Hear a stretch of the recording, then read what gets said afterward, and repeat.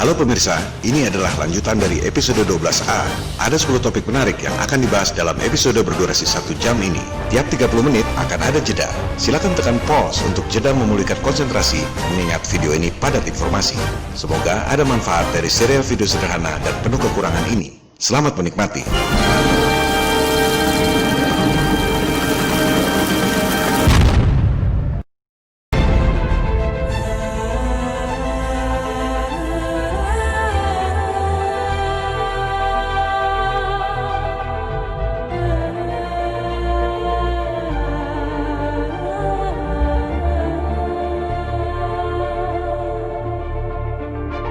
Banyak yang bertanya, matahari itu ada di atas kubah atau di bawah kubah? Perlu diingat, yang dimaksud dengan kubah itu adalah lapisan langit. Kita tidak tahu pasti apakah memang berbentuk kubah atau sebenarnya langit itu datar dan tampak seperti kubah akibat perspektif dan refraksi, seperti yang telah dijelaskan pada bab sebelum ini. Yang jelas, langit itu tak dapat ditembus, bahkan dengan bom nuklir sekalipun, yang dilakukan oleh gabungan militer Amerika Serikat dan Soviet tahun 1958-1962, High Altitude Nuclear Explosion atau HANE. Kedua, yang harus kita ingat, langit itu berlapis, seperti yang dikatakan dalam kitab-kitab suci.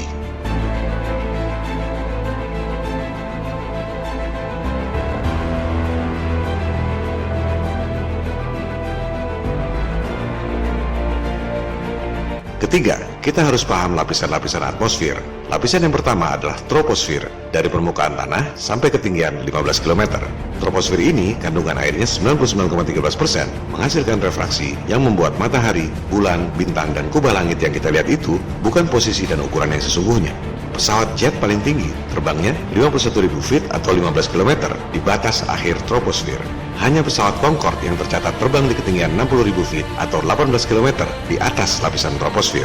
Suhu udara di ketinggian 15-20 km itu sekitar minus 60 derajat Celcius. Kemudian, jika Anda ingat istilah tropospheric scattering atau nama sandi militernya White Alice, di ketinggian 15 km itulah sinyal-sinyal telekomunikasi memantul kembali ke bumi tanpa satelit. Lapisan kedua adalah stratosfer. Jika Anda ingat episode 6, Profesor Picard adalah orang pertama yang melihat bentuk bumi dari ketinggian 23 km di stratosfer ini. Dalam testimoninya, Profesor Picard mengatakan bahwa bumi berbentuk seperti flat disk alias cakram datar. Lapisan ketiga adalah mesosfer, dari ketinggian 50 km sampai 100 km. Di ketinggian 100 km inilah meteor selalu hancur ketika jatuh ke bumi. Tak banyak orang tahu bahwa yang namanya angkasa luar atau outer space itu sebenarnya batas atas mesosfer ini, 100 km yang disebut Kármán Line. Batasan luar angkasa ini mengacu pada hasil bom nuklir langit tahun 1958-1962.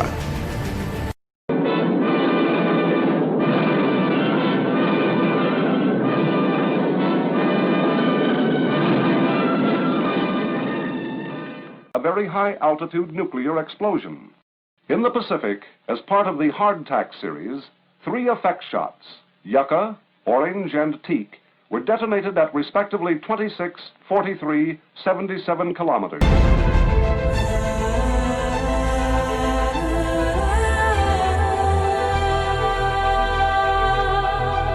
Ketinggian 100 km itu adalah batas kemampuan manusia pergi ke langit. Kenapa? Karena lapisan atmosfer di atasnya, termosfer, suhunya luar biasa panas. Anda lihat pada tabel ini, sudah tidak terukur panasnya. Disebut panasnya mencapai 2000 derajat Celcius, cukup untuk melumerkan emas, baja, tembaga, dan lain-lain. Satu-satunya yang pernah menembus batas 100 km ini, mencapai ketinggian 400 km, adalah bom nuklir Starfish pada Operation Fishbowl. Of the 5 fishbowl shots, the highest burst was the 400-kilometer Starfish event, launched by a pod-carrying Thor missile. Its yield was 1.4 megaton. Oleh sebab itu, semua dongeng satelit dan ISS mengklaim berada pada ketinggian 400 km. Proyek fiktif $1 triliun yang paling enak di dunia, sebab tak ada yang bisa mengaudit barang di angkasa luar. Laporannya cukup dengan gambar-gambar kartun CGI dan trik sulap murahan. Kembali pada pertanyaan di awal tadi, matahari itu di atas kubah atau di bawah kubah? Jawabannya, kubah langit itu berlapis. Ada yang di atas matahari dan ada yang di bawah matahari. Jarak langit yang paling bawah adalah 100 km. Matahari ada pada ketinggian 5000 km. Era kebohongan bisnis angkasa luar dimulai tahun 1957 dengan diluncurkannya Sputnik. Anda percaya bola bowling sebesar 50 cm bikinan Soviet itu bisa melayang di angkasa dengan kecepatan 28.000 km per jam? Laporannya cuma gambar-gambar kartun seperti ini. Sputnik 1957 adalah false flag agar rakyat menyetujui turunnya budget $1 triliun buat NASA 1958. Mega proyek fiktif pergi ke bulan untuk memuluskan agenda proyek fiktif berikutnya, bisnis satelit.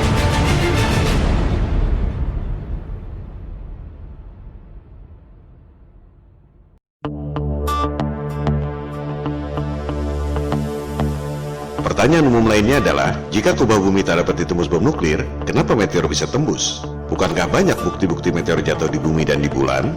Bukankah itu yang mengakibatkan dinosaurus punah 65 juta tahun lalu? Kita harus bisa bedakan antara fakta dengan berita propaganda.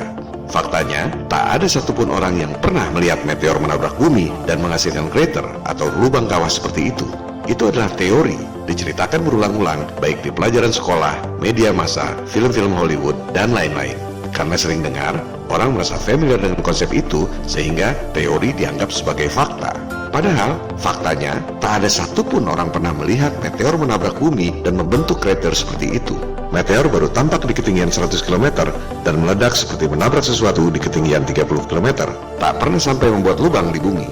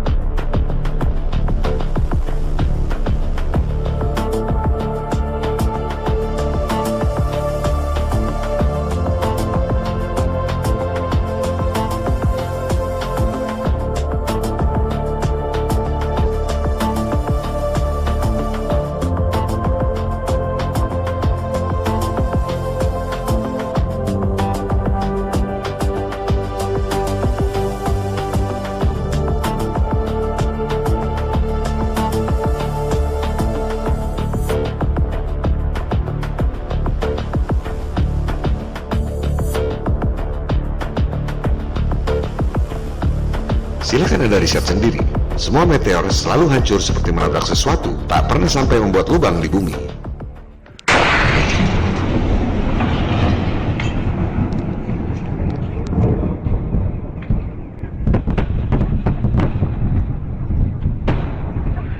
So the boom, the sound itself, shook the earth and broke the windows and scattered debris? Is that how that happened? Absolutely. We're talking about something that moves through a medium much faster, and I say medium, it's a little bit of a scientific term, but whatever it is around it, this case being the air. Karena sejak kecil dicekoki dongeng NASA pergi ke angkasa luar, banyak yang sulit untuk percaya bahwa langit tak dapat ditembus. Meski sudah ditulis dalam kitab suci, orang lebih percaya atau beriman pada propaganda sekte penyembah iblis ketimbang beriman pada kitab suci. Lucunya, sebenarnya kalangan sains sendiri yang mengatakan bahwa langit tak dapat ditembus. Waktu pertama kali NASA mendongeng pergi ke bulan, banyak saintis yang tidak percaya karena tahu ada medan radiasi Van Allen belt. Jangankan manusia, peralatan elektronik pun tak akan selamat melewati Van Allen belt yang ditemukan sekitar tahun 1958 bersamaan dengan berdirinya NASA. My name is Kelly Smith, and I work on navigation and guidance for Orion.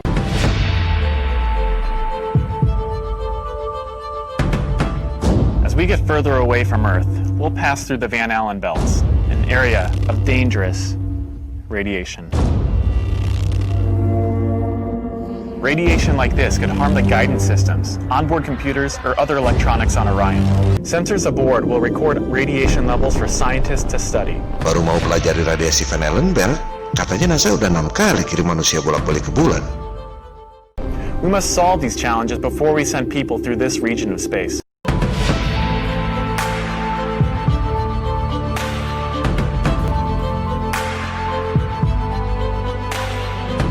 Kemudian, belakangan ini, para saintis sendiri yang mengatakan bahwa bumi dilindungi oleh perisai yang tidak kelihatan, seperti film Star Trek.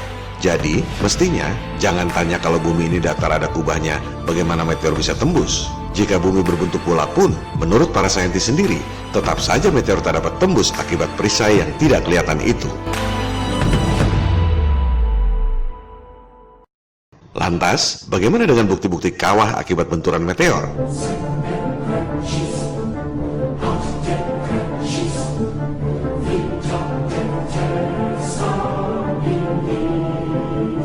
Lubang-lubang seperti itu disebabkan oleh dua hal. Pertama, lubang akibat ledakan nuklir.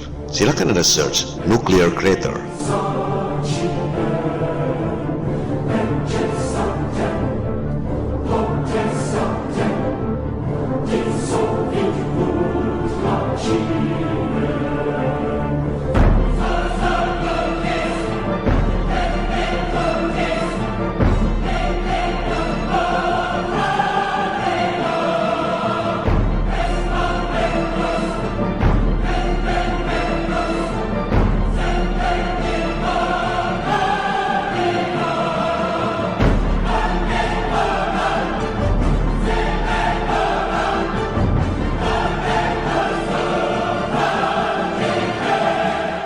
Lubang akibat ledakan nuklir dipropagandakan sebagai lubang akibat meteor.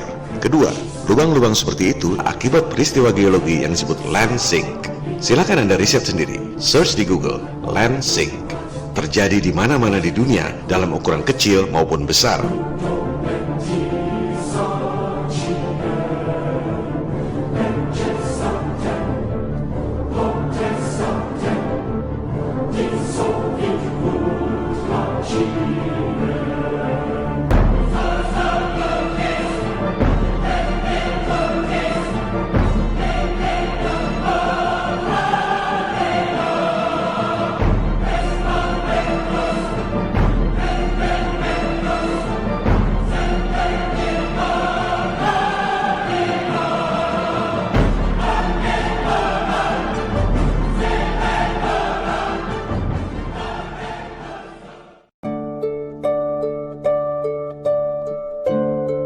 Kita sejak kecil diajarkan bahwa bintang adalah matahari. Bintang itu maha besar, jauh lebih besar dari matahari. Jangan percaya begitu saja dengan apa yang dikatakan oleh orang lain, termasuk oleh saya. Silakan Anda lihat sendiri, gunakan teleskop atau kamera resolusi tinggi seperti Nikon P900. Anda akan terkejut melihat seperti apa bintang yang sesungguhnya. Tetaplah menjadi bintang di langit, agar cinta kita akan abadi. Biarlah sinarmu tetap menyinari alam ini, agar menjadi saksi cinta kita berdua.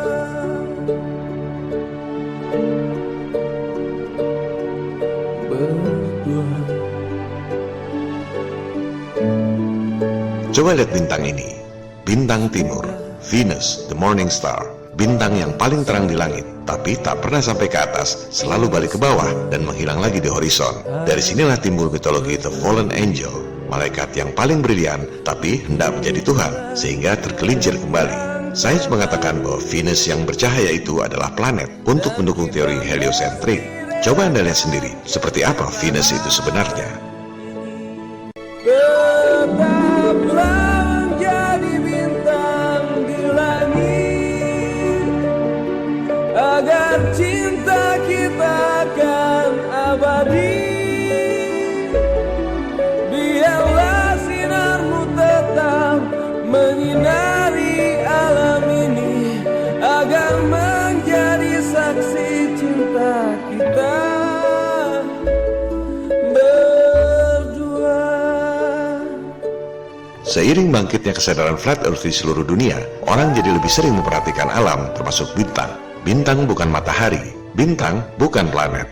Bintang adalah bintang, cahaya yang ada di langit.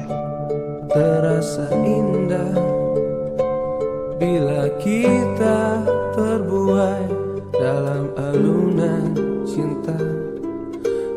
Anda lihat sendiri, bintang itu sesungguhnya seperti cahaya di air.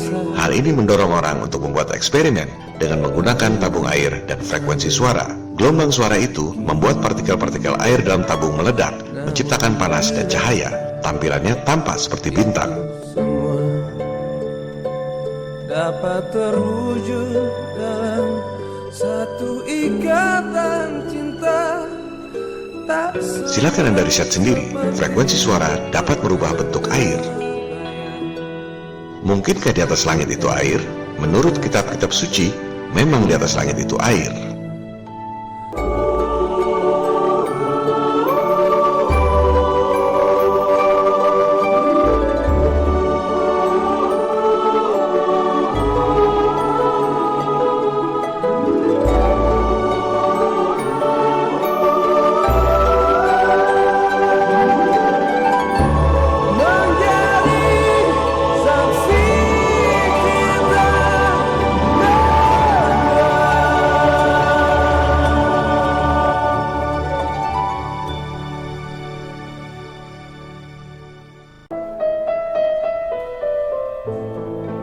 Demikian halnya dengan bulan. Seiring dengan bangkitnya kesadaran Flat Earth, banyak yang sering memperhatikan bulan dengan menggunakan kamera resolusi tinggi. Ini adalah kamera Nikon P900 biasa, biasanya untuk memotret atau merekam video benda-benda di bumi. Ini adalah contoh zooming benda di bumi yang tidak terlalu jauh jaraknya.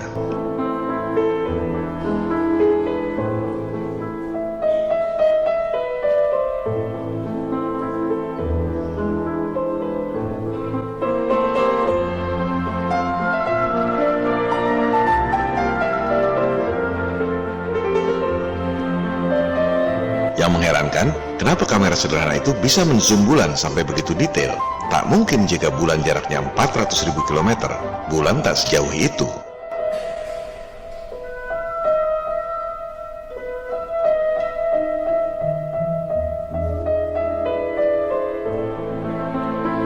Perhatikan bagian bulan yang tak bercahaya.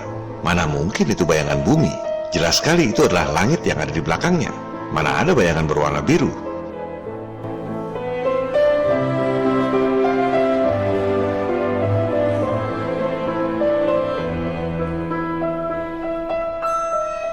Bulan tampak transparan. Kadang bintang terlihat di bagian badan bulan yang transparan. Oleh sebab itu, pada zaman dulu, banyak simbol bulan dan bintang yang masih digunakan orang sampai sekarang.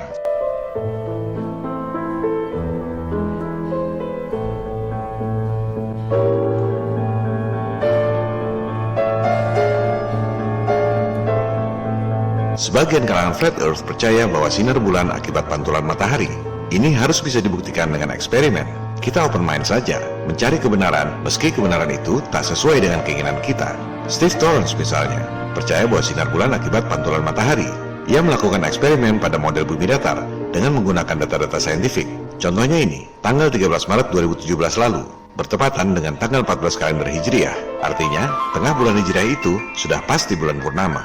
Secara konseptual, mungkin saja bulan purnama akibat pantulan sinar matahari yang posisinya tegak lurus seperti itu.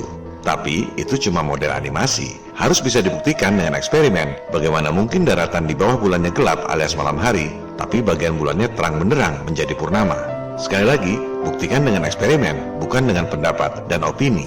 Apapun hasilnya, kita harus terima. Sebelum bisa dibuktikan dengan eksperimen benda nyata, berarti itu cuma teori berdasarkan asumsi yang diperkuat model animasi. Sama saja seperti NASA. Contohnya soal gerhana yang diajarkan di sekolah. Teorinya, gerhana bulan akibat masuk bayangan bumi. Ada bayangan umbra dan penumbra. Kenyataannya, mana ada bayangan mengecil. Semakin jauh objek dari sumber cahaya, semakin besar bayangannya. Mana mungkin area gerhananya kecil seperti itu. Dan bagaimana mungkin jalurnya zigzag seperti itu? Sebaliknya, coba letakkan jalur gerhana itu pada peta Flat Earth. Mana yang lebih masuk akal buat Anda? Bagi yang percaya sinar bulan adalah akibat pantulan matahari, harus bisa membuktikannya secara empiris, baik lewat eksperimen nyata maupun dengan melihat fenomena nyata, posisi bulan dan matahari. Contohnya ini, matahari sudah hampir terbenam di horizon di bagian bawah. Tapi, fase bulan justru yang terang yang bagian atasnya. Hal ini tak mungkin terjadi jika sinar bulan akibat pantulan sinar matahari.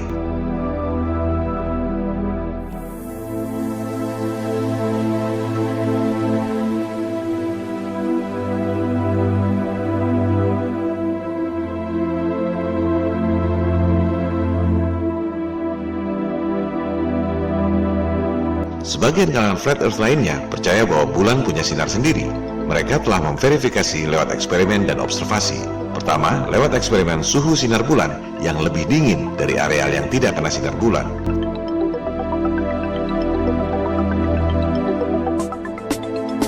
Ini menunjukkan bahwa sinar bulan yang dingin merupakan polaritas dari sinar matahari yang panas. Matahari maskulin, bulan feminin, yin dan yang, divine balance energy. Kedua, lewat observasi. Perhatikan sinar bulan ini. Apakah itu pantulan sinar matahari atau bulan punya sinar sendiri?